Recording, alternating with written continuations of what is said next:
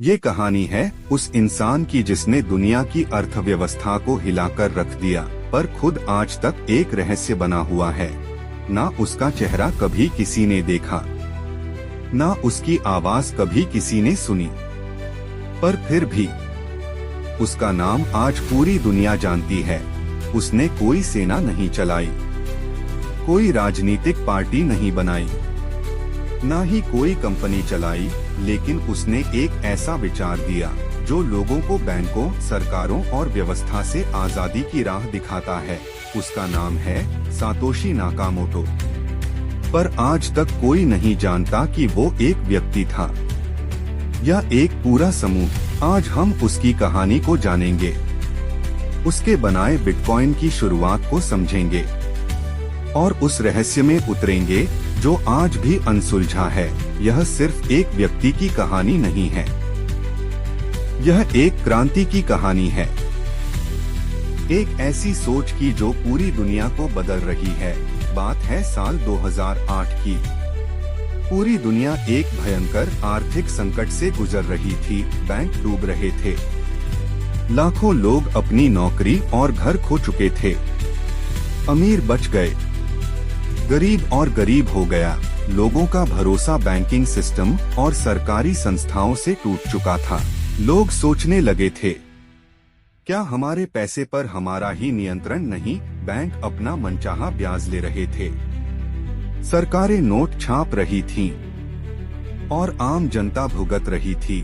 ऐसे समय में लोगों को जरूरत थी एक ऐसी व्यवस्था की जो बिना किसी बिचौलिए के काम करे, जहां लेन देन हो सीधे इंसान से इंसान तक। एक ऐसा सिस्टम जिस पर कोई सरकार, कोई बैंक या कोई कंपनी नियंत्रण ना रख सके। बस यहीं से उस विचार का जन्म हुआ जिसने दुनिया की वित्तीय सोच को पूरी तरह बदल दिया। 31 अक्टूबर 2008 इंटरनेट की एक छोटी सी ईमेल लिस्ट में अचानक एक मैसेज आता है। नाम था सातोशी नाकामोटो और विषय था एक नया डिजिटल करेंसी सिस्टम जिसमें किसी बैंक या थर्ड पार्टी की जरूरत नहीं होगी। उसने एक व्हाइट पेपर भेजा जिसमें लिखा था Bitcoin a peer to peer electronic cash system.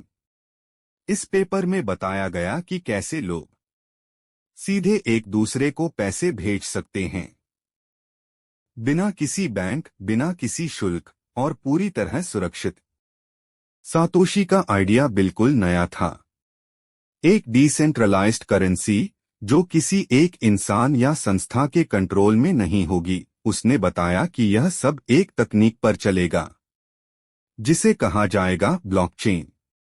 Blockchain यानी एक ऐसी डिजिटल किताब जिसमें हर लेन देन का रिकॉर्ड होगा और जिसे कोई बदल नहीं पाएगा। सातोशी ने अपना आइडिया पूरी दुनिया के सामने रखा और एक क्रांति की नींव रख दी। सिर्फ कुछ ही महीनों बाद 3 जनवरी 2009 को इतिहास बना। सातोशी नाकामोटो ने माइन किया बिटकॉइन का पहला ब्लॉक। इसे कहा गया जेनेसिस ब्लॉक। इस ब्लॉक के अंदर एक खास मैसेज था। सातोशी ने लिखा था, the Times 3 January 2009, chancellor on brink of second bail out for banks.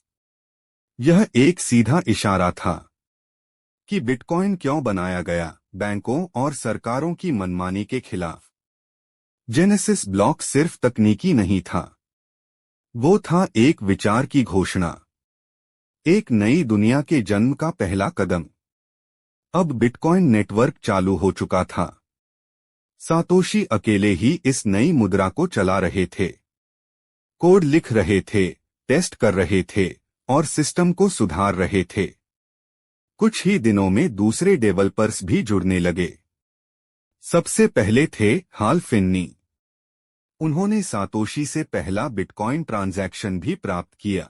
एक ऐसा सिस्टम जो किसी एक सरकार का नहीं बल्कि पूरी दुनिया का था। अब धीरे धीरे लोगों को समझ आने लगा था। जेनेसिस ब्लॉक के बाद बिटकॉइन का सफर शुरू हो चुका था। अब यह सिर्फ एक विचार नहीं, एक कार्यशील तकनीक बन चुका था। सातोशी हर चीज खुद कर रहे थे, कोड लिखना, बग्स ठीक करना, सवालों के जवाब देना। वो लगातार कम्युनिटी से जुड़ते रहे। उन्होंने गिटहब पर बिटकॉइन का कोड शेयर किया, लोगों को फ्री में सॉफ्टवेयर दिया ताकि कोई भी इसे डाउनलोड करके इस्तेमाल कर सके। धीरे धीरे कुछ डेवलपर्स उनका साथ देने लगे, जैसे गैविन अंद्रेसेन, माइक हर्न, जेफ गर्जिक और अन्य। बिटकॉइन अब सिर्फ एक प्रयोग नहीं रहा था, यह एक आंदोलन बन रहा था। 2010 में बिटकॉइन से पहला वास्तविक लेन देन हुआ, जब एक प्रोग्रामर ने 10,000 बिटकॉइन में 2 पिज्जा खरीदे। यह दिन आज भी मनाया जाता है, बिटकॉइन पिज्जा डे। वो 10,000 बिटकॉइन आज अरबों रुपए के होते, लेकिन उस समय ये था प्रूफ कि बिटकॉइन को असली दुनिया में इस्तेमाल किया जा सकता है। बिटकॉइन की तकनीक ब्लॉकचेन अब सबका ध्यान खींचने लगी थी। यह तकनीक सिर्फ पैसों तक सीमित नहीं थी, बल्कि हर उस चीज के लिए उपयोगी थी जिसमें भरोसे और रिकॉर्ड की जरूरत हो। पर सातोशी अब भी पर्दे के पीछे ही थे। वो कभी सामने नहीं आए। उनका पूरा योगदान सिर्फ कोड और शब्दों के जरिए था। जब बिटकॉइन धीरे धीरे दुनिया भर में फैलने लगा, तो कुछ ऐसा हुआ जिसने सबको चौंका दिया। सातोशी नाकामोटो गायब हो गए। ना कोई अलविदा, ना कोई प्रेस कॉन्फ्रेंस, ना कोई फोटो, ना कोई वीडियो। उन्होंने अपने आखिरी ईमेल में बस इतना लिखा, I've moved on to other things। और फिर हमेशा के लिए चुप हो गए। बिटकॉइन का कंट्रोल उन्होंने कुछ भरोसेमंद डेवलपर्स को दे दिया, जिनमें सबसे अहम नाम था गैविन अंद्रेसेन। अब सातोशी से जुड़ा हर अकाउंट, चाहे वो बिटकॉइन फोरम हो, ईमेल हो या ऑनलाइन प्रोफाइल, सिर्फ पढ़ने योग्य रह गए, पर कभी एक्टिव नहीं हुए। किसी ने कोशिश की उन्हें ढूंढने की, किसी ने दावा किया कि वो खुद सातोशी हैं, पर कोई भी सच साबित नहीं कर पाया। सातोशी का गायब होना भी उतना ही प्रभावशाली था जितना उनका आना। वो शायद यह दिखाना चाहते थे कि बिटकॉइन किसी एक व्यक्ति का नहीं, बल्कि पूरी मानवता का है। सातोशी नाकामोटो के गायब होने के बाद सबसे बड़ा सवाल था, आखिर यह इंसान था कौन? कुछ लोगों ने कहा वो एक जापानी व्यक्ति हैं, जैसा नाम बताता है, पर भाषा और स्टाइल देखकर लगा वो ब्रिटिश हो सकते हैं।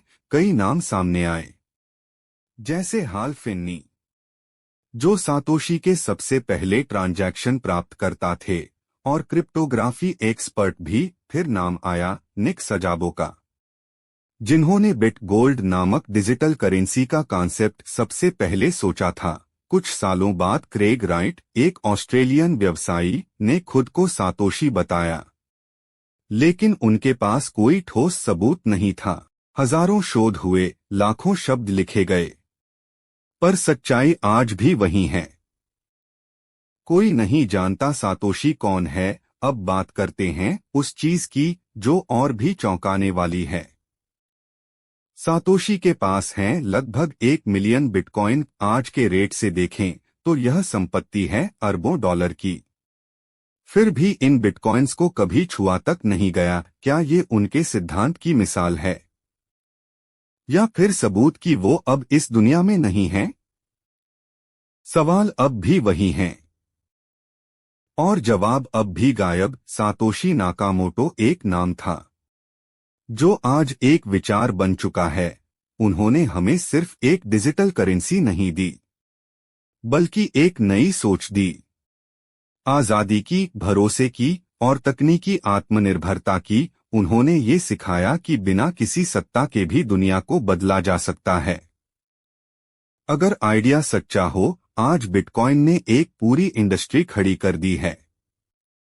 क्रिप्टोकरेंसी, ब्लॉकचेन, वेब 3, NFT और विकेंद्रीकरण का एक नया युग। लेकिन इन सब के पीछे एक अनजान व्यक्ति की सोच है, जिसे किसी अवार्ड, पैसे या पहचान की जरूरत नहीं थी। उन्होंने वो सबसे बड़ा काम किया जो शायद कोई शासक, कोई अरबपति या कोई वैज्ञानिक नहीं कर सका। दुनिया को एक नई आर्थिक सोच दी। आज भी जब हम बिटकॉइन का नाम लेते हैं तो साथ में आता है वो रहस्य, वो प्रेरणा और वो बदलाव। सातोशी नाकामोटो कौन था, ये जानना शायद कभी मुमकिन न हो, पर जो उसने हमें दिया वो इतिहास में अमर है। यह कहानी थी उस रहस्य की जिसने दुनिया को बदल डाला, बिना चेहरा दिखाए, बिना नाम बताए, बस आइडिया छोड़कर चला गया। ये कहानी थी सातोशी नाकामोटो की, जिसने बिटकॉइन का इतिहास रच दिया। अगर वीडियो अच्छा लगा हो तो चैनल को सब्सक्राइब करें और वीडियो को लाइक करें। धन्यवाद।